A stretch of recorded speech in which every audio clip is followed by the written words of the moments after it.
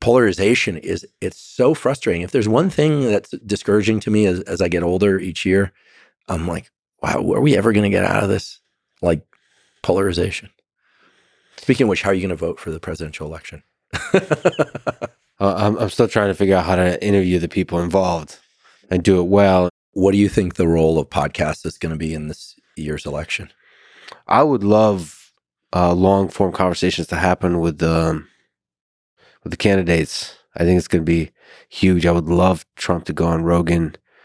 I'm embarrassed to say this, but I would love to see Joe Biden go on Joe Rogan also. I would imagine that both would go on, but separately. I think I think a debate, Joe does debates, but I think Joe at his best is one-on-one conversation, really intimate.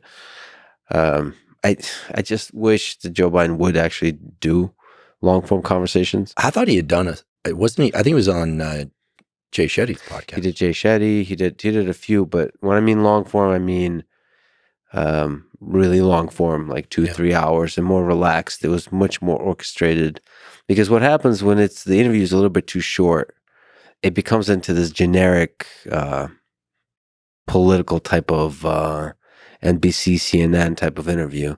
You get a set of questions and you don't get to really feel the human, expose the human to the light in it, the full. We talked about the shadow, the good, the bad, and the ugly. So I think there's something magical about 2, 3, 4 hours, but it doesn't have to be that long, but it has to have that feeling to it where there's not people standing around and everybody's nervous and you're going to be strictly sticking to the question answer type of feel, but just shooting shit, which Rogan is the best by far in the world at that.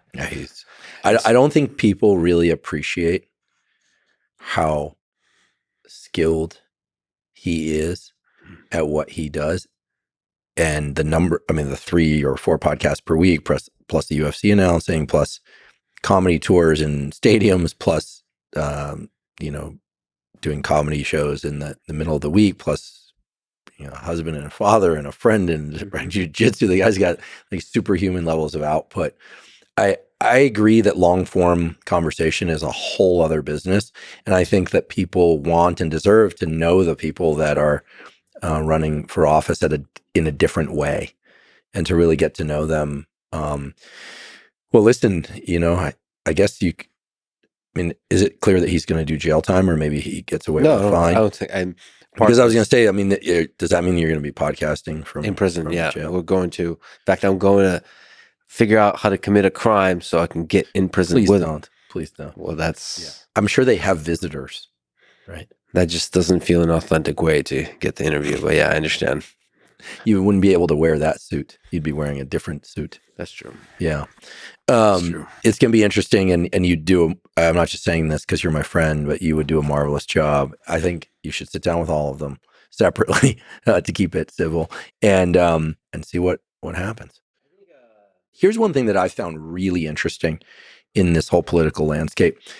When I'm in Los Angeles, I often get invited to these, like, they're not dinners, but gatherings where, a local, bunch of podcasters will come together, but a lot of people from the entertainment industry, big agencies, big tech, like big tech. Many of the people have been on this podcast. And they'll host a discussion or a debate. And what you find, if you look around the room and you talk to people, is that about half the people in the room are very left-leaning and very outspoken about that. And they'll tell you exactly who they want to see in the win the presidential race. And the other half will tell you that they're for the other side. A lot of people that people assume are on one side of the aisle or the other are in the exact opposite side. Now, some people are very open about who they're for, but it's been very interesting to see how when you get people one-on-one, they're like telling you they want X candidate to win or Y candidate to win. And sometimes I'm like, really? I can't believe it. Like, you? Mm-hmm. I'm like, yep.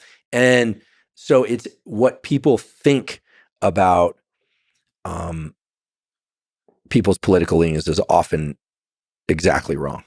And that's been eye-opening for me. And I've seen that in university campuses too.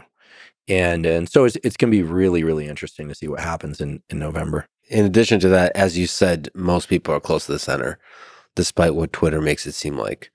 Most people, whether they're center left or center right, they're kind of close to the center. Yeah, I mean, here's to me the most interesting question: who is going to be the next big candidate in years to come? Like, who's that going to be? Right now, I don't see or know of that person. Who's it going to be? Yeah, the young, promising candidates, we're not seeing them. We're not seeing like who. Another way to ask that question: who would want to be? Well, that's the issue, right? You know, who wants to live in this 12-hour news cycle where you're just trying to, you know, dunk on the other team so that nobody notices like the shit that you fucked up. You know, like that's not only not fun or interesting, it also is just like, it's got to be psychosis inducing at some point. And I think that, you know, God willing, we're going to, you know, some young guy or woman is like on this and refuses to back down and was just like determined to be president and will make it happen. But like, I don't even know who the viable candidates are. Maybe you, Lex, you know, we should ask Sagar. Sagar would know. Yeah. Yeah. Maybe Sagar himself.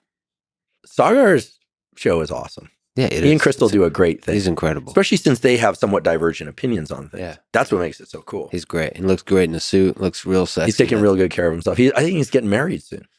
Congratulations, Sagar. Forgive me for not remembering your wife, future wife's name. But. He won my heart by giving me a biography of Hitler as a present. That's what he gave you? Yeah. I gave you a hatchet with a poem inscribed. That just shows the fundamental difference with a poem inscribed in it.